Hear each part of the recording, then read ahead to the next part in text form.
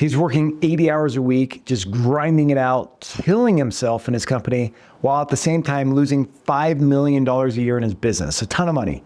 On top of all this, he was on the verge of a divorce. When he came to me, he wasn't just burning out, he was burning down everything in his business and in his personal life.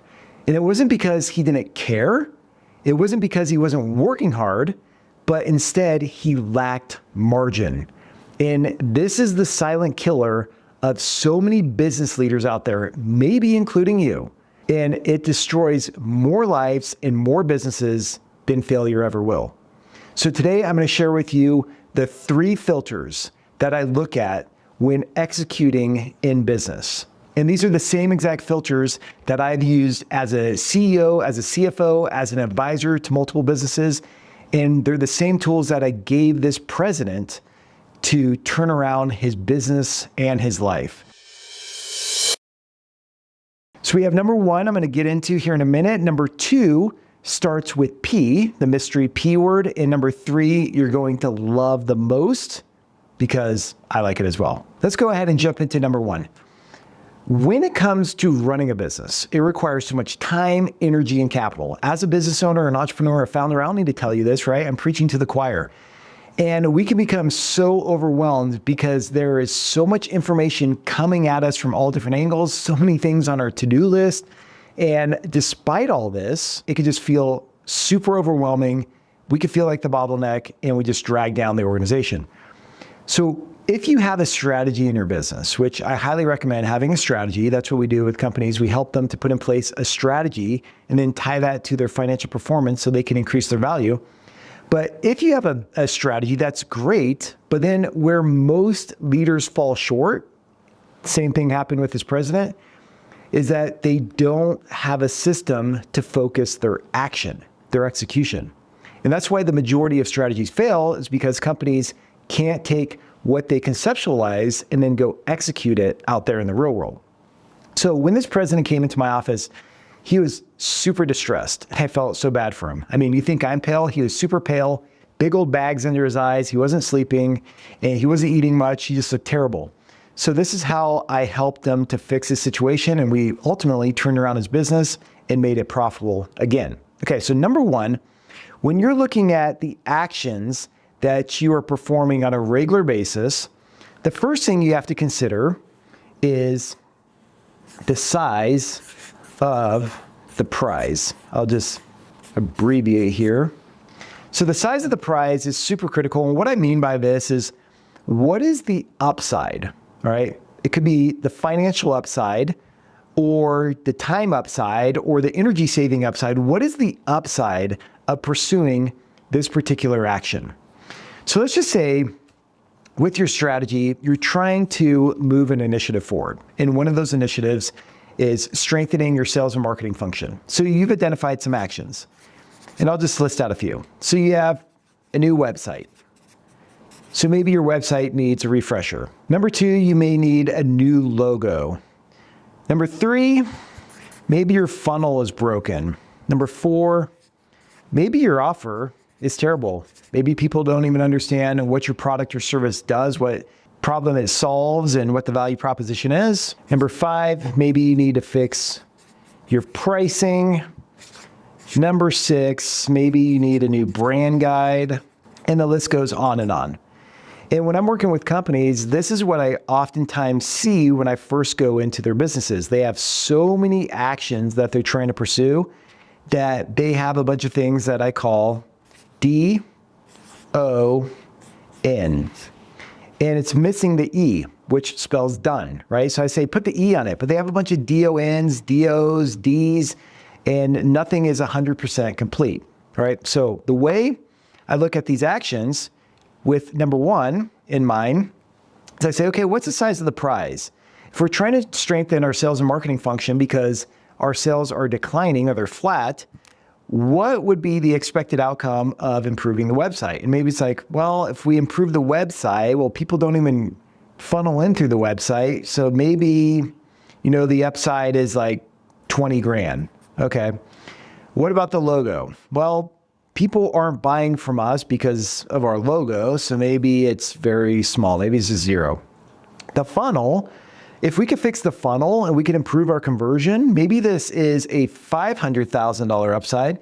Maybe the offer is a $1.5 million upside. In pricing, if you run the numbers, this could be a $2 million upside. In the brand guide, maybe this is $50,000 upside.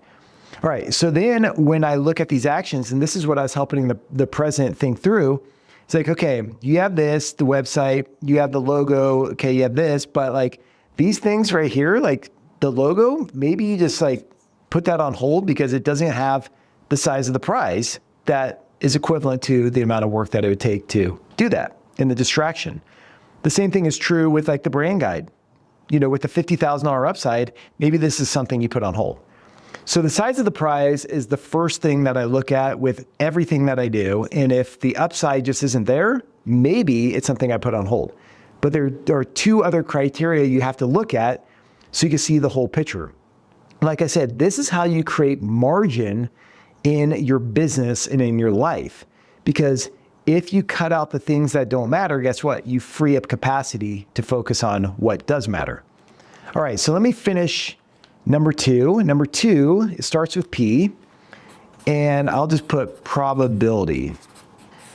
What I mean by this is what's the probability of actually achieving the action you're pursuing?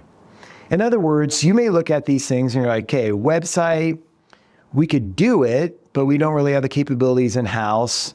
The funnel, probability of achievement's high. The offer's high. The pricing, I don't know if we could change the pricing. You know, maybe the customers are price sensitive, so this is a question mark, etc. So you could look at all your actions and say, what's the probability of actually achieving these? Because even if it has a huge upside, maybe it's not possible to do at this time. So probability of achievement or probability of success is the second criteria that I look at. So now the president's eyes are starting to open finally. I mean, he looked very sleepy. Like I said, he had these big old bags under his eyes, but it started to really hit home. So if it's hitting home for you, can I get a yes in the comments box below? Just so I know that you're following along. Also, share with me, like, what are the things that are holding you back from living the life that you want? Like, what's preventing you from having that margin, whether it's financial margin, operational margin, or leadership margin in your business or in your life? Okay, let's get into number three. And like I said, this is my favorite. It'll probably be your favorite too, because I'll put it, let's see, I'll just put it in red since we already started with the heart here. It's ease of execution. Don't we like easy things? We like to pursue the path of least resistance, at least I do. So if I'm looking at an action and the size of the prize is big, right? There's a huge financial upside.